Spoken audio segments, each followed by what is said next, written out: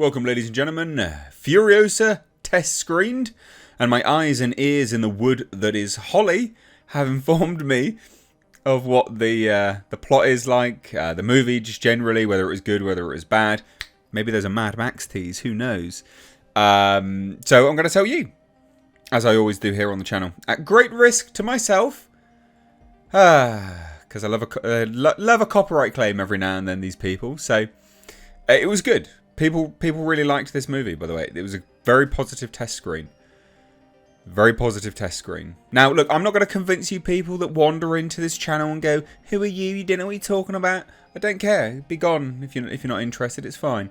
Those that follow the channel for a while will know that when I say my ears and my eyes in Hollywood have told me this, it is always 100% legit. So let's give you some information to dive into. So, Furiosa, like I said, test screened very, very, very recently. In fact, I'm sure people will be on this video like shit on a stick. I quote, "It is effing brilliant. It's different enough from Fury Road, but equally as stylish. It is lengthier than my source expected, with an emphasis on building Furiosa's backstory," which it should be, because it is, a prequel. But I can't imagine cutting anything that doesn't have relevance to the characters or helps the progression of the plot. So it looks like this will be a lock. This looks like it's a done deal. Chris Hemsworth is definitely the standout here as Dementus. He plays a flamboyant and dangerous warlord with a psychotic streak. He's the source of the film's more humorous moments and made for an entertaining and charismatic villain, which I love villains like that, so I'm happy with that. So in terms of sort of comparisons and things like that, if you want to compare it to anyone, Heath Ledger's Joker is a pretty fair comparison, to be perfectly honest. There's quite a lot of CGI and green screen work in this film, but it has been integrated with practical locations, so it feels quite seamless. None of the visuals overall were 100% complete, but again, blending it with practical locations is very, very good. First half of the movie follows Furiosa as a child. She lives with her people in a hidden oasis deep in the heart of the wastelands, but is discovered by invading scouts. Furiosa is then abducted and taken across the desert, pursued by her mother, who proves to be a formidable warrior as she racks up a high body count and tracks her child to the campsite of the warlord Dementus. There is a rescue attempt. It does end in tragedy, and Furiosa is then imprisoned and raised as a surrogate daughter by her captor, Dementus. So Dementus and his horde attempt a pretty hostile negotiation for supplies with a neighbouring sanctuary known as the Citadel. We obviously know what that is. Furiosa is given as trade to their masked ruler, Immortan Joe. She is meant to join her new master's harem as a child bride, but manages to escape and remain hidden amongst the citizens of the Citadel. So that's interesting. We then meet her several years later as a young woman now disguised as a boy and working as a mechanic for the Citadel's assault vehicles.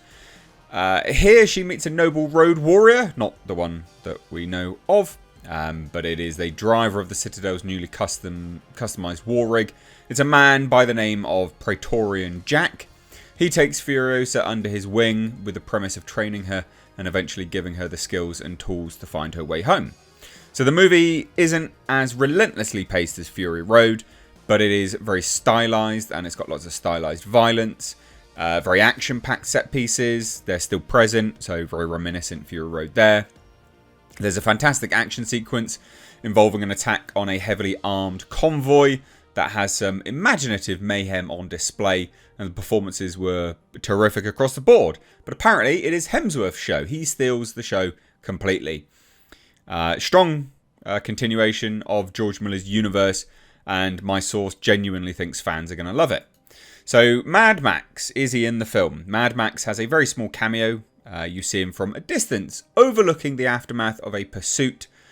It's just a fun little moment. Just basically a nod. All the audience were clapping though, so they really enjoyed that in the test screening. There are several interesting characters introduced, including an elderly gentleman called the History Man. He's dressed in white robes with writing tattooed across his face and body, and even writing on his clothing. He's the historian of the world before the fall and treated with high regard by Dementus. So, sort of like a wise old mystic, encyclopedic knowledge of random historical things. So he urges young Furiosa to make herself invaluable to Dementus as a guarantee of safety. Dementus captures and tortures Furiosa's mother during an attempted rescue in the first half of the movie. He forces her to watch her mother burn alive, so it's pretty brutal. Furiosa seeks revenge, obviously, on Dementus. Lacks the opportunity to kill him because Dementus, gains a position of power with Immortan Joe. So he's put in charge of one of Joe's factories that produces resources such as ammunition and fuel. Overall, the movie was a blast, and the one thing that my source found odd was that the character of Praetorian Jack almost feels like a Max surrogate. He's even dressed in similar fashion. So that could add some fuel to the fire that Mad Max is a moniker. It's not necessarily a moniker, to be fair. It's a myth, it's a legend. It's this namesake that gets passed around in the desert as this sort of figurehead of someone doing nice things, basically. So that's interesting. The convoy attack has paragliding enemies with mounted machine guns taking out war boys. George Miller tried to top himself, basically. Tried to go balls to the wall. The only major gripe that my source had was that there are a ton of, it is a ton of CG and green screen. So, yeah, I don't know. I don't know what to think. I think this is positive. I mean, there's only one minor gripe, CG, green screen, but they thought it was effing brilliant. Again, quote, effing brilliant. And you do get a Mad Max cameo. It adds some flavour to the Mad Max universe. Not that it needed any. There's plenty of flavour there. And yeah, it's good. I think this sounds quite cool. I was always pro Mad Max Furiosa anyway, to be fair. Like, I thought this sounded great. I thought this sounded absolutely brilliant from the start. And I know loads of people are against it because Mad Max isn't in it. Well, he is now. And I like building out the universe. I'm interested. I do think... Well, yeah. The prequels are fine because this world is so clearly undefined. You can just go about in timeline and create interesting stories. So I like this. And really, really good to see that it is Chris Hemsworth's story and he steals the show. He is the boss of all of this. I love that. So there you go. What do you guys think? Let me know down below. Please do share this far and wide. Cheers, guys. Take care. Bye-bye now.